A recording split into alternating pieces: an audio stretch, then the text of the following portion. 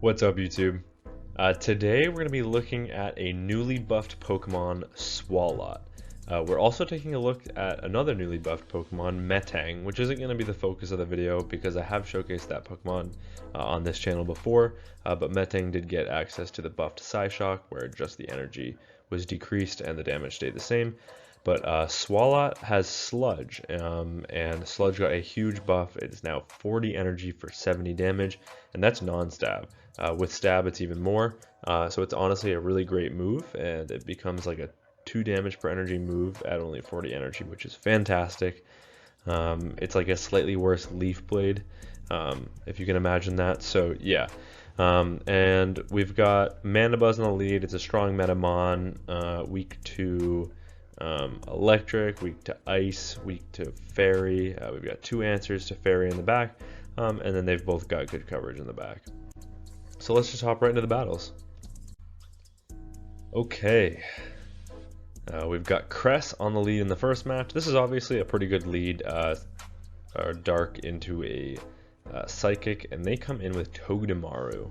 And we don't have a great answer in the back, but we do have a Mudshot user, and we do call the Wild Charge bait on the first, but now probably going to shield this because it is boosted at this point, so I do want to shield that up, and we could potentially go for a full Mudshot farm down, but not wanting to risk it, just going to go for the double resisted Sludge to get the KO, and we come out pretty healthy, which is pretty nice because this Cresselia is actually on Confusion, which is kind of shocking, but that kind of explains why they got out of that matchup so quickly, because with Psycho Cut, it's not that terrible of a matchup, especially if they have Moonblast, or only if they have Moonblast. But either way, I quick switch into my Metang because now I've got 2 answers, right? I know Mandibuzz and Metang both have play, so there's no point in getting farmed down there. So I may as well save my Swalot, and my opponent realizes that they're not getting out of that one, so they resign the match. Malamar in the lead. This is a great lead. Obviously, Malamar only can hit for neutral damage with superpower, and otherwise Psywaves and Foul Plays are all resisted, unless they're running like Hyper Beam, but that would be crazy. Excuse me. And then they come in with a Credilli, and I have a fantastic answer with Metang in the back, so I farm up and I get to the catch of the Rock Tomb. Obviously Metal Claw is super effective here, and so is Gyro Ball, and I can very, very comfortably live 2 moves, as we saw how much that Grass Knot and the Rock Tomb did. They did absolutely nothing, and now we can overfarm by quite a bit, go over the Gyro Ball, super effective damage, takes out the Credilli, and look, their Psywaves are double resisted, so they're also forced to throw energy here in order to get the KO. And they are forced to throw their energy pretty much right away, or else it would have made it to a move, which is great because now we have alignment, and at this point I can just farm up, go for some Dark Pulses, and this won't KO, but it will put it in the yellow, which is great. And yeah, once again they can go for a superpower, but I can eat another one of these. Looks like I can eat 2 more, and then they have a Lapras in the back, and I switch into my Swalot, which maybe wasn't the best idea, because Psywaves were resisted, so maybe should have chipped with the Mandibuzz first. But either way, they've got 2 Psywave users, so Swalot's got to go somewhere.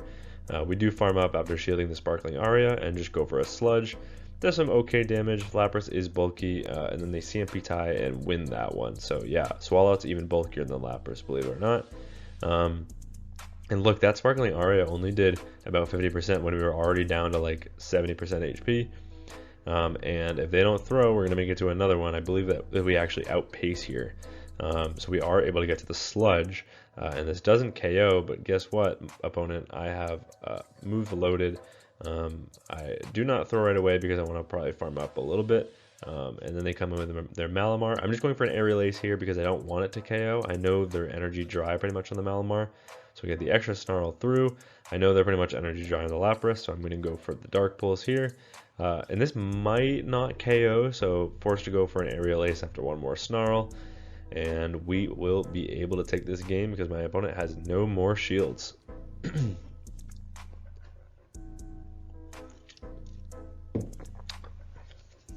Okay, Swampert on the lead. This is an okay lead.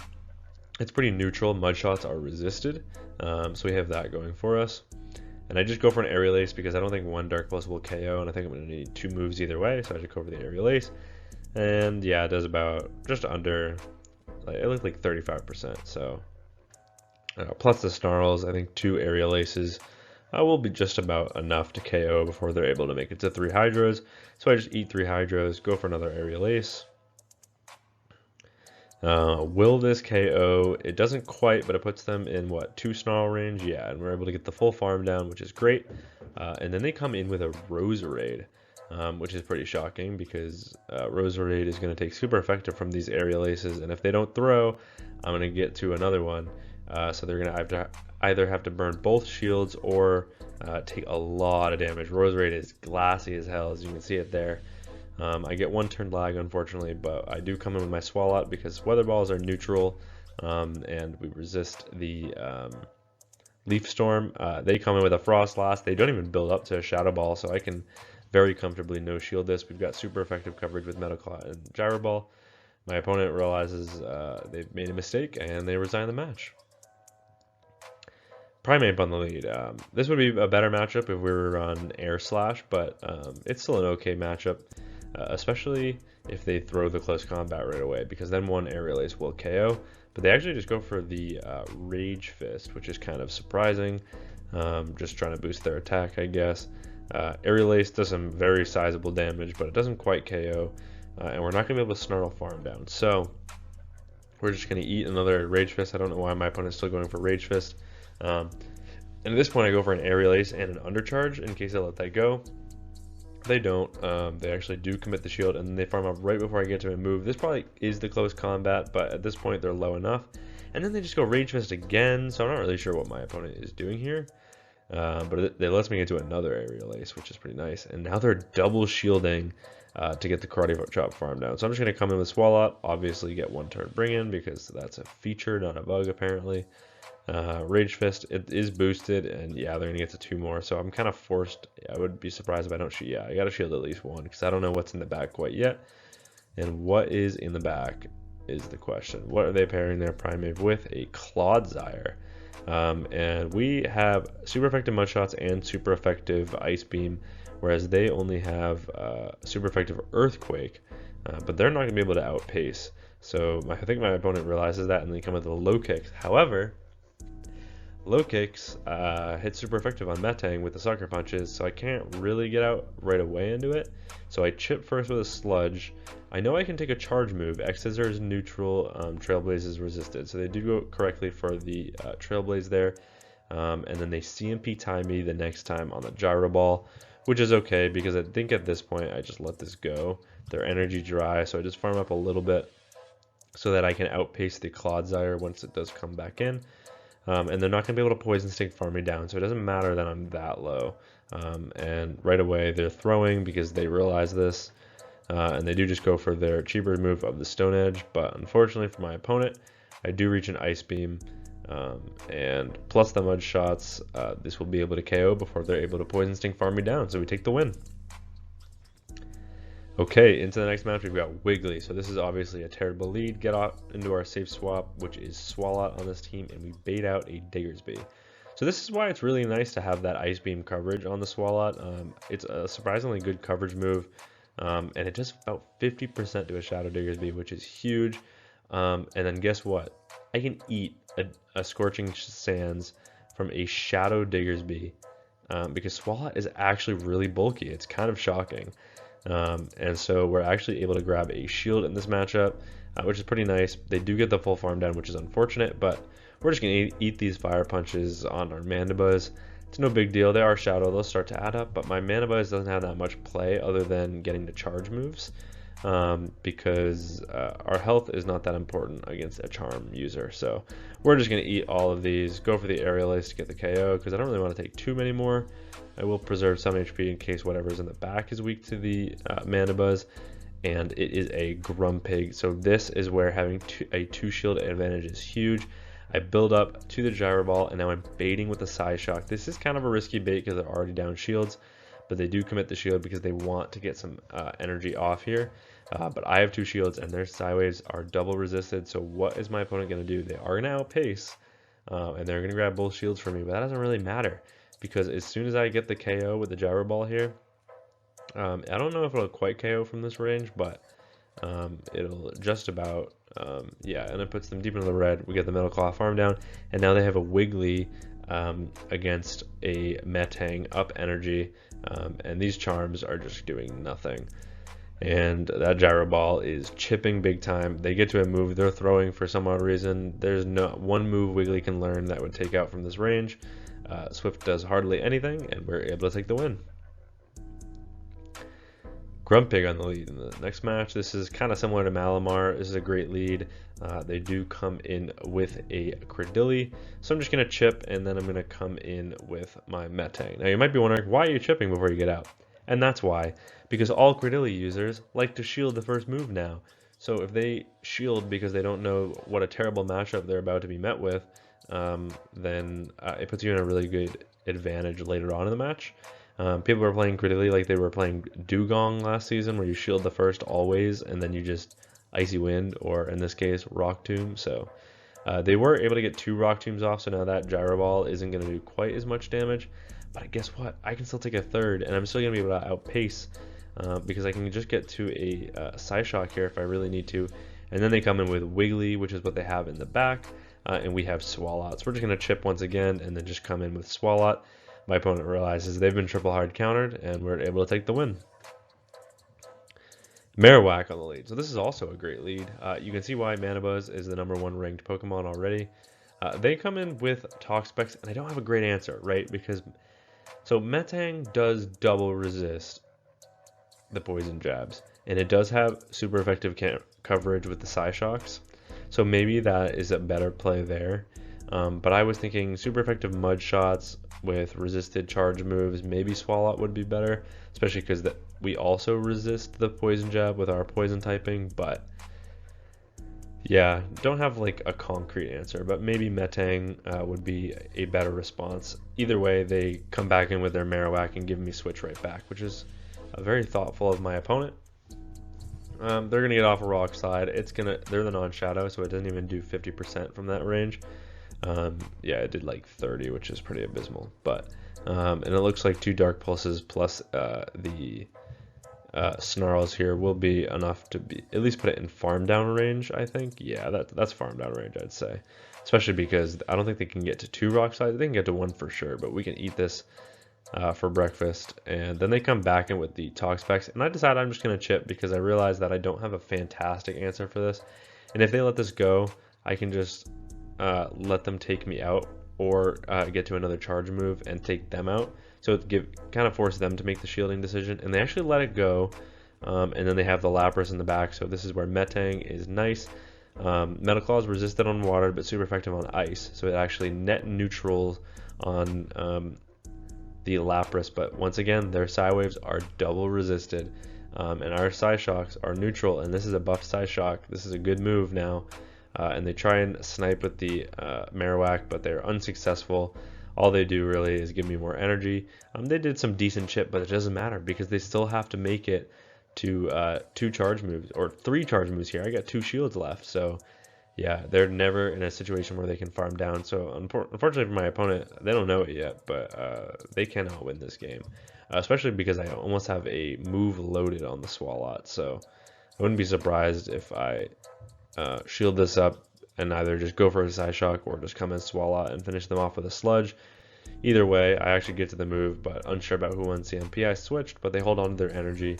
We're able to switch, get the Sludge off, and we're able to take that win. Okay, into the next match, we've got another Grumpig. So many good leads for Manabuzz. You can see why it's the #1 ranked Pokemon. They come in with a Blastoise. Don't have an immediate answer, so I'm chipping with the Dark Pulse first, and then coming with my Swalot to eat the energy. Because I don't really want to take either a super effective Ice Beam or more super effective rollouts.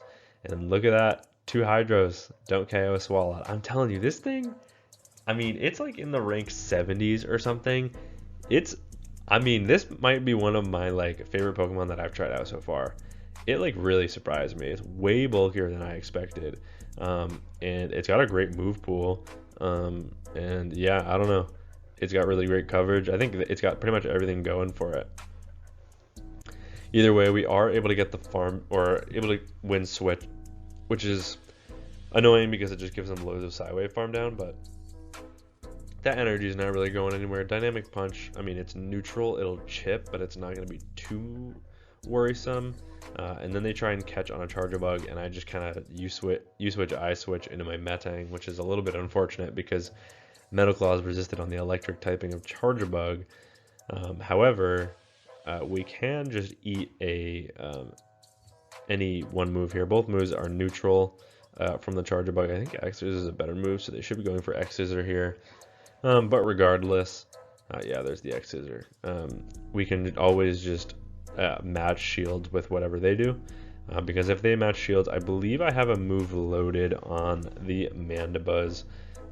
So yeah, we're just gonna shield this back up. I will have to be wary of a catch or a snipe, so I'm always making sure to throw during their Volt Switch animation, and they don't, and I'm able to get the Side Shock off, and then I snipe after one more Metal Claw, making sure that they're in the animation with a Dark Pulse. It KOs from that range, and now we've just got a Dark Flying Mandibuzz against a Psychic Grumpig, which is super nice because even though it's got way better coverage this season, a Dark Pulse is still going to hurt. Even a non-Shadow Grumpig, it's got some better stats, but it still can't take those too comfortably. And even if they outpace and are able to farm me down or able to get the Charger move off and take me out here, guess what? You're not double resisted Psywave farming down Metang. So also Metang, I don't know. I think it's got some niche play that I think is really cool. So honestly, one of my favorite Pokemon for a while. In the next match, they come in with a Drapion, and we are on Snarl, so that's not a great matchup for us. We do come in with a Swalot, and they do get off a Crunch because we were a little bit slow on the swap. But we can get to an Ice Beam here. This is neutral damage, and the Mud Shots are doing some decent chip. I can live 2 Crunches, especially because they didn't get the Defense Fall, which is pretty nice. But they do get out on the second turn, and now it's just about whether they're actually going to throw again. But at this point, I think I do want to commit the shield to get this Ice Beam off because I want to at least grab both shields if I'm going to go down here and give up Switch, and that's exactly what happens, right? So my opponent does fight for Switch, but at this point, I just come in with my Mandibuzz, get off this Aerial Ace. I don't think this will quite KO, which is a little unfortunate. Yeah, because I'm going to have to go for a pretty aggressive Snarl farm down here, and they're probably going to get off several Aqua Tails, but that's okay. We can eat these on Mandy, and honestly, Grumpig with shield, like with no shields to hide behind when we have a shield in play, honestly works out in our favor. They come in with a Forretress, so we kind of have to stay in this matchup. No, we're going to get out into Metang where everything is resisted, so that's a little bit surprising. They do have potentially Earthquake for super effective coverage, so I will respect this. And then I'm so glad they switched back into their lead Pokemon here, because otherwise we would have been in a mess. And sorry, I misspoke. It wasn't a Grumpig, it was a Malamar. But same exact coverage pretty much on Mandibuzz there. So fighting and dark. Fighting is neutral, dark is resisted. But once again, even though these Psywaves are stab, double resisted, you're not farming me down. So able to get to 2 of those.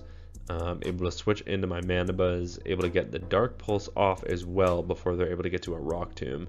And they can't shield this up because they're out of shields, which is super nice. My opponent realizes they're not going to get the Volt Switch farm down before we are able to get a Snarl farm down, so they're forced to throw their energy. But at this point, it is a race to the move, and unfortunately for my opponent, Psyshock pacing got better this season, and Fortress pacing, even though it did get slightly better with Rock Tomb, it's still just really not great. Okay, into what I believe might be the last match of the video. We've got another Primeape on the lead. I'm going to play this one out pretty much the exact same as we did with the last one. I'm just going to eat the close combat this time. They come in with a Quillfish, and I kind of make the same exact mistake. But, I mean, it's a little bit different here because they get to the charge moves a lot faster, and Quillfish is a lot glassier. And look at that, Aqua Tail did like nothing to Swalot. That's kind of crazy. I am very comfortably in the green. And able to get off this Sludge, and even though it's resisted, Quillfish is very glassy, so it actually does more damage than their Aqua Tails were doing to us, which is kind of crazy. That being said, if I want to maintain Switch here, they're not at back-to-back, so I can shield this up, and that Mud Shot will go through. but I will have to give up a shield in order to keep switch, which is a little bit annoying. But at the same time, their lead was a fighter, and they're not going to be able to karate chop farm me down before I can get to several moves here. So I'll probably either grab both shields back or grab a shield back or force them to throw their energy, which is great. They do boost their attack, so now if they do want to go for a close combat here, it is going to hurt, especially after the first one landed. But unfortunately for my opponent, I banked a lot of energy from the lead in towards the beginning, and that lets me grab both shields back. And at this point, I can probably just let this go because my Metang will be able to sweep this, be able to Metaclaw farm down, and they bait with a Rage Fist, so huge mistake by my opponent. This lets me get off an Aerial Ace. What is that Pokemon in the back?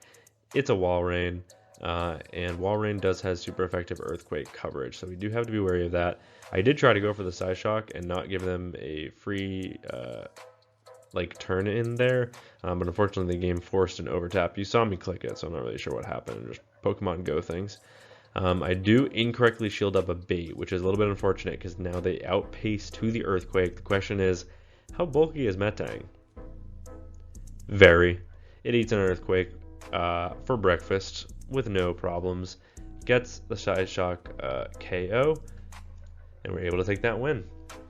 So yeah, very impressed by all three of these Pokemon. They're all very strong in their own right. Individually, I think they all have a lot of play. As a team, I think they honestly work together. Don't get me wrong, there's gonna be core breakers. We didn't see too many of them in these matchups, and we were able to kind of bounce around and work around anything that was a little bit challenging, anything we didn't have a strict answer for. But I think Metang's use being super strong against Cresselia, I think is very useful, and then Swalot, just kind of a very neutral, bulky poison type, which just is an overall good typing. Baiting out those Psywave users and then having two Pokemon in the back, or two Pokemon around it that can punish them, I think is really strong. So, and also the great Ice Beam coverage for all the grounds, it's good stuff. So yeah, that's the team. I hope you guys enjoyed. Let me know if you have any luck with these Pokemon. Obviously Mandibuzz is going to be great, but yeah, until next time, peace.